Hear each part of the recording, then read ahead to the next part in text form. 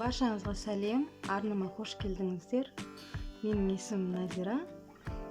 Бүгін сізбен осындай бір котлет пісірудің рецептісімен бөліскім келіп отыр.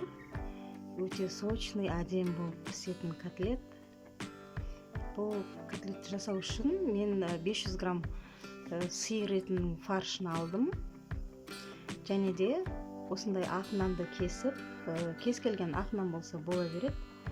Кесіп, шетіндегі қатты жерлерін алып тастаймын да, ортасындағы жұмсақ жерін 150 грамм сүт құйып, жібітіп, қойып қоямын. Достар, арнама тіркеліп, лайк басып, достарыңызбен бөлісіп қоюды ұмытпаңыздар. Болашақта менің басқа да жаңа видеоларымды қарау үшін астындағы подписаться батырмасын басып, арнама тіркеліп қойыңыз. Шетіндегі қаттыларын осылай кесіп майдалап турап алып, сухари жасаймын. Оны кейін котлетті қуырған кезде панировочный сухаридің орнына сол өзім жасаған сухариді пайдаланатын боламын. Сосын келесі кезекте осылай екі жуамды және сарымсақты терканың майда жағынан өткізіп аламын.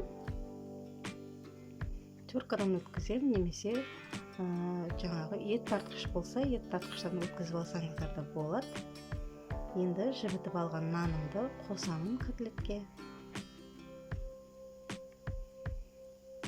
Осылай сығып алып, котлетке қосып, жақсылап араластыратын боламын.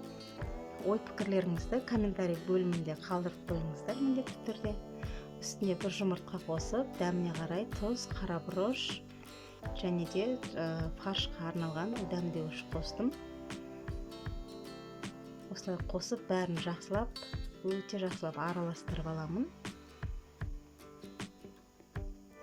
Мінекей бағанағы кесіп турап алған нанымды осылай сухари жасап алдым. Панировочный сухаридің орнына осы сухариді қолданамын. Енді фарштан котлеттің формасын жасап, котлеттерімді жасап осылай дайындап аламын да, ең алдымен. Сосын соңынан қуыратын боламын. Өте дәмді болып, әдемі болып шығады екен. Осылай ауызашарға жазсаңыздар да болады.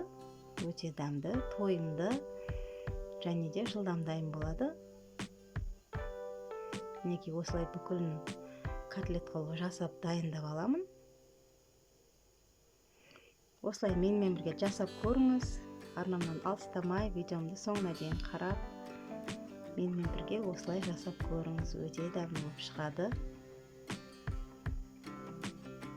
Міне осылай формасын келтіріп, жақсылап котлеттерімді дайындап алып, енді табадағы қызып тұрған майға қуырып алатын боламын. Астындағы отын тым қатты қылмай, орташа отта пісіріп аламын. Оты тым қатты болып кетсе, котлеттің ортасы піспей қалуы мүмкін.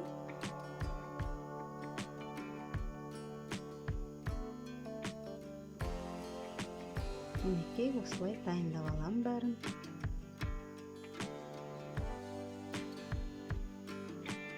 Өте дәмді болып шығады. Міндетті түрде осылай жасап көріңіздер. Мен котлеттерім дайын болды. Қараңыздар, қандай керемет. Таңғы асқа, не болмаса түскі ас, кешкі ас, осы котлетті дайындай беруге болады.